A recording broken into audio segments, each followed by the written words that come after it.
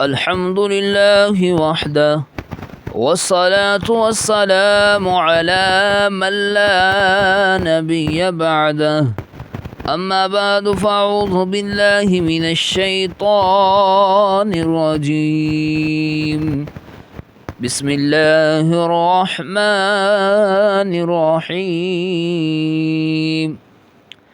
والذين تبوأوا الدار والإيمان من قبلهم يحبون من هاجر إليهم ولا يجدون في صدورهم حاجة مما أوتوا ويؤثرون على أنفسهم ولو كان بهم خصاصة ومن يوق شح نفسه فأولئك هم المفلحون.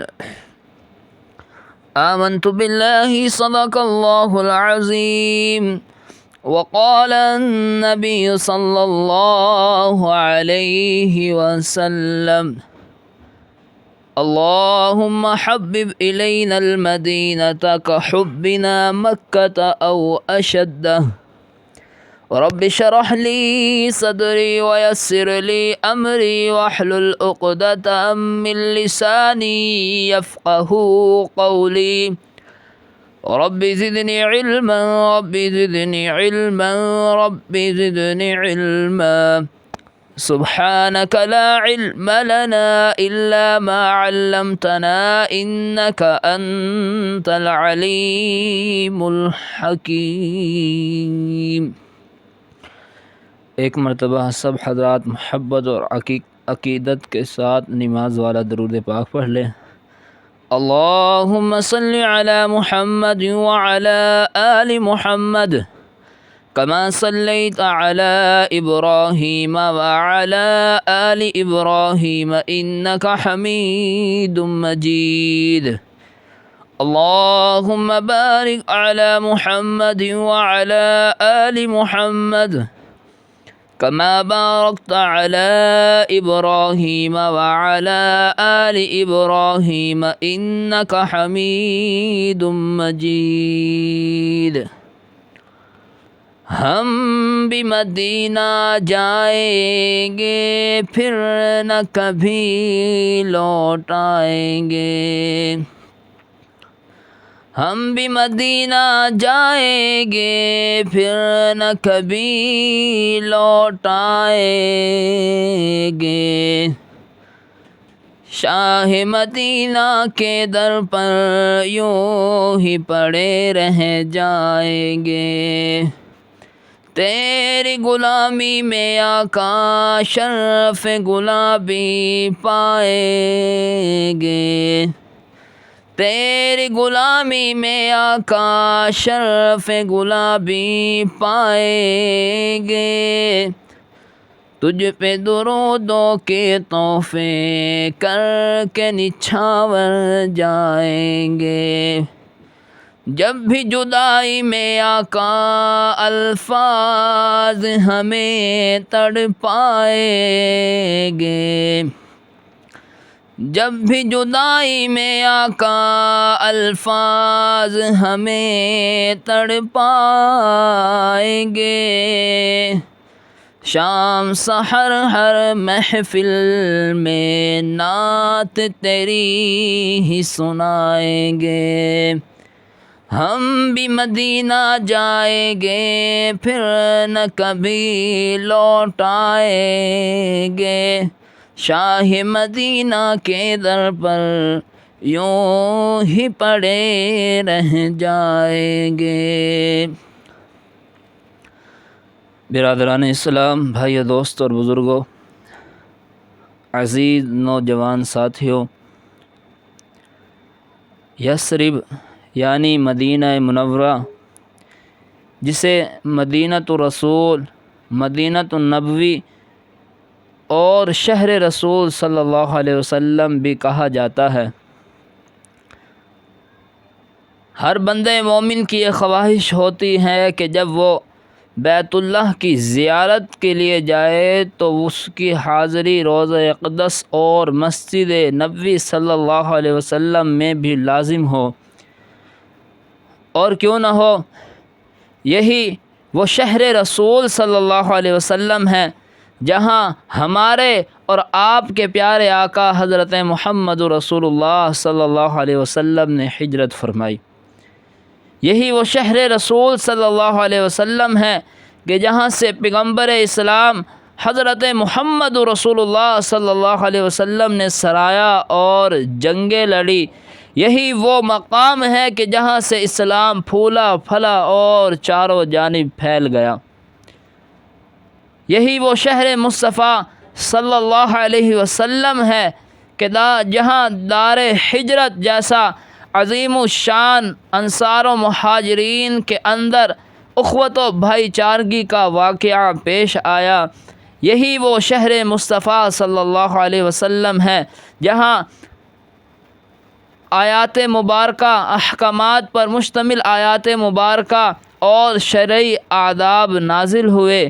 یہی وہ شہر مصطفیٰ صلی اللہ علیہ وسلم ہے کہ جہاں آپ صلی اللہ علیہ وسلم کا روضہ اقدس اور آپ صلی اللہ علیہ وسلم مدفون ہے۔ الغرض میرے بھائیو، دوستوں اور بزرگوں، ہمارا مدینہ منورہ سے ایمانی اور روحانی رشتہ ہے۔ آج انشاءاللہ قرآن مجید اور احادیث مبارکہ کی روشنی میں مدینہ منورہ کے چند فضائل اور خصوصیات کا تذکرہ کرنا ہے۔ اللہ سے دعا ہے کہ اللہ تعالی حق سچ کہنے کی توفیق عطا فرمائے۔ سننے سنانے سمجھنے سمجھانے کے بعد اللہ تبارک و تعالی مجھے اور آپ کو اپنے احکامات پر پورا عمل کرنے کی توفیق عطا فرمائے۔ میرے بھائی، دوستوں اور بزرگوں، اللہ تبارک و تعالی قرآن مجید فرقان حمید کے اندر فرماتے ہیں کہ والذین تبوؤا الدار والایمان من قبلہم یحبون من ہاجر الیہم ولا یجدون فی صدورہم حاجۃ مما اوتوا ویؤثرون علی انفسہم ولو کان بہم خصاصہ ومن یوق شح نفسہ فاولئک ھم المفلحون۔ فرمایا کہ اور وہ لوگ جو مہاجرین سے پہلے الدار یعنی مدینہ منورہ میں مقیم تھے، مدینہ منورہ میں رہتے تھے اور ان سے پہلے ایمان لا چکے تھے، جب لوگ ان کی طرف ہجرت کر آتے تو یہ ان سے محبت کرتے تھے، اور اگر انہیں مال فی سے کچھ دیا جاتا تو یہ اپنے دلوں کے اندر اس کی کوئی حاجت نہیں پاتے تھے۔ وَيُؤْثِرُونَ عَلَىٰ أَنفُسِهِمْ وَلَوْ كَانَ بِهِمْ خَصَاصَةٌ، اور یہ دوسروں کو اپنے اوپر ترجیح دیتے تھے خواہ خود فاقے ہی میں کیوں نہ ہو۔ وَمَن يُوقَ شُحَّ نَفْسِهِ فَأُولَٰئِكَ هُمُ الْمُفْلِحُونَ، اور جسے اپنے نفس کی حرص سے بچا لیا گیا فَأُولَٰئِكَ هُمُ الْمُفْلِحُونَ، تو ایسے لوگ ہی کامیاب ہیں۔ تو اس آیت کریمہ کے اندر میرے بھائی دوستوں اور بزرگوں، اللہ تبارک و تعالی نے مدینہ منورہ کا ایک نام الدار ذکر کیا ہے کہ والذین تبوؤا الدار یعنی رہنے کی جگہ، اور پھر اللہ نے مدینہ منورہ کا تذکرہ کرنے کے بعد انصار مدینہ کی چند صفات اللہ تبارک و تعالی نے اس آیت کریمہ کے اندر بیان کی ہے۔ پہلی صفات تو اللہ رب العزت نے مدینہ منورہ کے رہنے والوں انصار مدینہ کی یہ بیان کی کہ جو لوگ ان کے پاس ہجرت کر آتے تھے تو یہ ان سے محبت کرتے تھے، ان سے پیار کرتے تھے۔ اور دوسری صفات اللہ تبارک و تعالی نے اس آیت کریمہ کے اندر انصار مدینہ کی یہ بیان کی کہ اگر انہیں مال فی سے کچھ دیا جائے تو یہ اپنے دلوں کے اندر اس کی کوئی ضرورت نہیں رکھتے تھے، کوئی حاجت نہیں پاتے تھے۔ اور تیسری صفات اللہ تبارک و تعالی نے اس آیات مبارکہ کے اندر انصار مدینہ کی یہ بیان کی کہ وَيُؤْثِرُونَ عَلَىٰ أَنفُسِهِمْ وَلَوْ كَانَ بِهِمْ خَصَاصَةٌ، کہ یہ دوسروں کو اپنے اوپر ترجیح دیتے ہیں خواہ خود غربت ہی میں کیوں نہ ہو، خود فاقے ہی میں کیوں نہ ہو، یعنی پیاس بھوک کی شدت کے باوجود یہ اپنا کھانا دانا پینا لوگوں کے آگے کر دیتے تھے، دوسروں کو دے دیا کرتے تھے، خواہ خود فاقے ہی سے کیوں نہ ہو۔ تو یہ تین صفات اللہ تبارک و تعالی نے انصار مدینہ کی بیان کرنے کے بعد آگے اللہ نے یہ ایک اعلان فرما دیا کہ وَمَن یوق شح نفسہ، کہ جو اپنے نفس کی حر سے بچا لیا گیا۔ میرے بھائیو دوست اور بزرگوں، انسان کا نفس بہت کچھ چاہتا ہے، لیکن جس نے اپنے نفس پر قابو پا لیا، جس نے اپنے نفس کی خواہشات کو دبا دیا، اللہ نے فرمایا کہ فَأُولَئِكَ هُمُ الْمُفْلِحُونَ، تو ایسے لوگوں کے لیے کامیابی ہے۔ بہرحال میرے بھائیو دوست اور بزرگوں، ہمیں اس آیت کریمہ سے استدلال یہ کرنا ہے کہ اللہ تبارک و تعالی نے اس آیت کریمہ کے اندر ایک نام الدار ذکر فرمایا ہے، یعنی رہنے کی جگہ۔ اسی طرح ایک اور مقام پر اللہ فرماتے ہیں کہ ما کان لأہل المدینۃ ومن حولهم من الاعراب ان يتخلفوا عن رسول اللہ ولا يرغبوا بانفسهم عن نفس، مدینے میں رہنے والوں اور جو دیہاتی مدینے کے آس پاس رہتے تھے انہیں یہ زیبا نہیں دیتا تھا کہ وہ آپ صلی اللہ علیہ وسلم کو، رسول اللہ صلی اللہ علیہ وسلم کو چھوڑ کر پیچھے رہ جائے، اور نہ یہ کہ وہ اپنی جان کو آپ صلی اللہ علیہ وسلم سے عزیز سمجھے۔ تو اس آیت کریمہ سے بھی ہمیں صرف استدلال یہ کرنا ہے کہ ما کان لأہل المدینہ، کہ اللہ تبارک و تعالی نے اس آیت کریمہ کے اندر مدینہ کا نام مدینہ ہی ذکر کیا ہے، جبکہ پچھلی آیت کریمہ کے اندر اللہ تبارک و تعالی نے مدینہ کا نام الدار ذکر فرمایا ہے، یعنی رہنے کی جگہ۔ اور اسی طرح ایک اور مقام پر اللہ تبارک و تعالی فرماتے ہیں کہ لمسجد اسس علی التقوی من اول یوم احق ان تقوم فیہ، کہ جس مسجد کی بنیاد پہلے دن سے تقوی پر رکھی گئی ہے وہ اس قابل ہے، اس لائق ہے کہ آپ اس میں کھڑے ہو۔ حضرت ابو سعید خدری رضی اللہ تعالی عنہ بیان کرتے ہیں کہ ایک مرتبہ دو آدمیوں کے درمیان جھگڑا ہو گیا کہ اسس علی التقوی من اول یوم احق ان تقوم فیہ، کہ اس آیت کریمہ سے کون سی مسجد مراد ہے؟ تو ان میں ایک آدمی کہنے لگا کہ اس آیت کریمہ سے مراد مسجد قباء ہے، اور دوسرے نے کہا کہ نہیں، اس آیت کریمہ سے مراد مسجد رسول یعنی مسجد نبی صلی اللہ علیہ وسلم ہے۔ جب آپ صلی اللہ علیہ وسلم تک یہ بات پہنچی تو آپ صلی اللہ علیہ وسلم نے ارشاد فرمایا اسس علی التقوی من اول یوم، اس آیت کریمہ سے مراد وہ مسجدی ھذا، یہ میری مسجد ہے، یعنی وہ مسجد نبوی صلی اللہ علیہ وسلم ہے۔ بہرحال میرے بھائیو دوست اور بزرگوں، تو ان آیات کریمہ سے معلوم ہوا کہ یہ وہ مدینۃ رسول ہے، یہ وہ شہر مصطفیٰ ہے، یہ وہ شہر رسول صلی اللہ علیہ وسلم ہے کہ جس کا تذکرہ اللہ تبارک و تعالی نے اپنی مقدس کلام میں فرمایا ہے، جس کا تذکرہ اللہ تبارک و تعالی نے اپنی بابرکت کلام میں فرمایا ہے، جو مدینہ منورہ کی فضیلت اور اس کی خصوصیت کے لیے ایک بہت بڑی دلیل ہے کہ اللہ نے مدینہ کا تذکرہ، مدینہ کا نام لے لے کر اپنے قرآن میں ذکر کیا ہے۔ اللہ اکبر۔ اور اسی طرح احادیث مبارکہ میں آتا ہے کہ اللہ کے نبی صلی اللہ علیہ وسلم نے ارشاد فرمایا کہ اللہم حبب الینا المدینہ کحبنا مکہ او اشد، کہ اے رب، اے ہمارے پروردگار،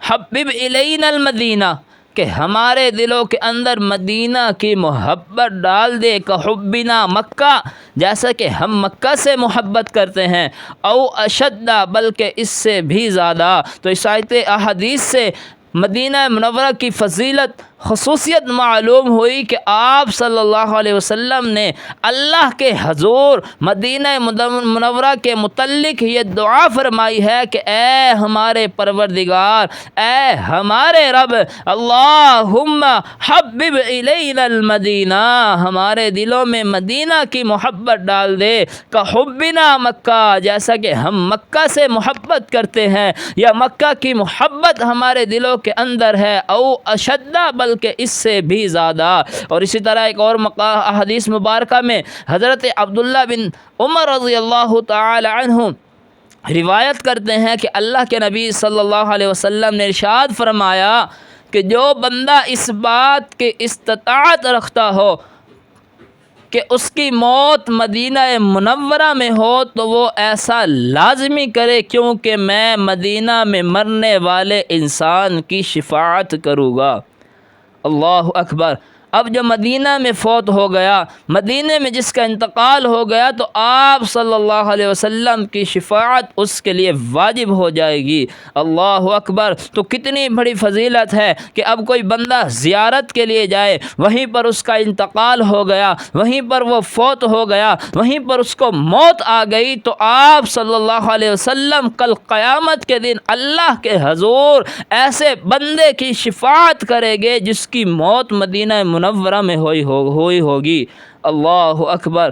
کتنی بڑی فضیلت معلوم ہوئی۔ اور اسی طرح حضرت ابو سعید خدری رضی اللہ تعالی عنہ بیان کرتے ہیں کہ اللہ کے نبی صلی اللہ علیہ وسلم نے ارشاد فرمایا کہ لا تشد الرحال الا علی ثلاثۃ مسجد، المسجد الحرام ومسجد اقصی ومسجد ھذا، کہ 3 مساجد کا سفر ثواب کی نیت سے کیا جا سکتا ہے۔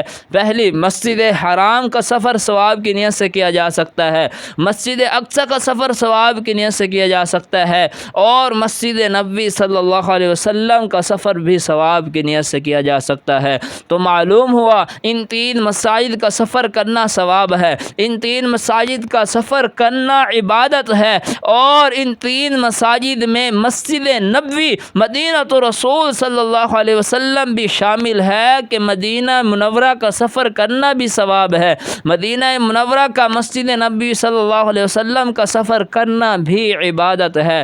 اور اسی طرح میرے بھائیو، دوستو اور بزرگوں، اللہ کے نبی صلی اللہ علیہ وسلم نے ارشاد فرمایا کہ لا يدخل المدینہ رعب المسیح الدجال، کہ دجال کا رعب و دبدبہ مدینہ منورہ میں داخل نہیں ہوگا۔ لہا یومئذ 7 ابواب، اس دن مدینہ کے 7 دروازے ہوں گے، علی کل باب مکان، اور ہر دروازے پر 2 فرشتے نگرانی کر رہے ہوں گے۔ تو معلوم ہوا کہ جس طرح دجال مکہ مکرمہ میں داخل نہیں ہو سکتا، اسی طرح دجال مدینہ منورہ میں بھی داخل نہیں ہو سکتا۔ چنانچہ دجال جو ہے دنیا میں کونے کونے میں جائے گا، دنیا کے ہر کونے میں داخل ہوگا، لیکن وہ مکہ میں داخل نہیں ہو سکتا اور مدینہ منورہ میں بھی داخل نہیں ہو سکتا۔ اللہ اکبر۔ تو کتنی بڑی فضیلت معلوم ہوئی کہ یہ وہ شہر مصطفیٰ ہے، یہ وہ شہر رسول ہے، یہ وہ مدینہ رسول صلی اللہ علیہ وسلم ہے، یہ اتنی مقدس اور بابرکت جگہ ہے کہ جس کے اندر دجال داخل نہیں ہوگا۔ بہرحال میرے بھائیو، دوستو اور بزرگوں، قرآن اور حدیث کی روشنی میں یہ چند فضائل اور چند خصوصیات مدینہ منورہ کی آپ حضرات کے سامنے بیان کی ہے۔ ان باتوں کا خلاصہ یہی ہے کہ اللہ کے نبی حضرت محمد رسول اللہ صلی اللہ علیہ وسلم کو مدینہ منورہ سے بہت محبت تھی، اور یہ کتنی بڑی ہمیں مدینہ منورہ کی فضیلت معلوم ہوئی کہ آپ صلی اللہ علیہ وسلم کا فرمان ہے کہ جس کی موت مدینہ منورہ میں ہوگی تو آپ صلی اللہ علیہ وسلم کل قیامت کے دن اللہ کے حضور ایسے بندے کی شفاعت کرے گے۔ ہر بندے مومن کی یہ خواہش ہونی چاہیے کہ جب وہ بیت اللہ کی زیارت کے لیے جائے تو مدینہ منورہ میں بھی اس کی روضہ اقدس اور مسجد نبوی صلی اللہ علیہ وسلم میں بھی اس کی حاضری ضرور ہو، اور آپ صلی اللہ علیہ وسلم پر درود و سلام کا تحفہ پیش کریں۔ رب العزت سے دعا ہے کہ اللہ رب العزت ہم سب کو مدینہ منورہ کی مقبول حاضری نصیب فرمائے، اور وہاں جانے کے جو اسباب ہے اللہ تبارک و تعالی اپنے خزانے غیب سے پورا فرمائے۔ آمین یا رب العالمین۔ وما علینا الا البلاغ المبین۔